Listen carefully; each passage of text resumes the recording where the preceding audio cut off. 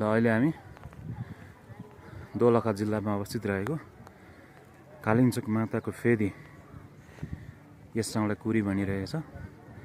यो कुरीमा छौँ अहिले हामी। एकदम अत्यन्तै सुन्दर दृश्य अवलोकन गर्न पाइने रहेछ यहाँबाट। तपाईँहरू पनि हेर्न सक्नुहुनेछ। र एउटा यस लभ सिग्नल बनाएको रहेछ फोटो खिच्नको लागि।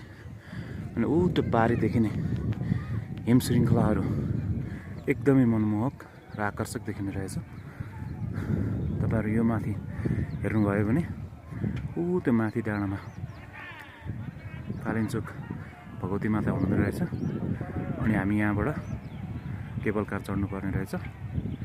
यहाँबाट लगभग त्यही 5 मिनटको डिस्टेन्स होला केबल कारबाट। अनि यो बिहानको सुन्दर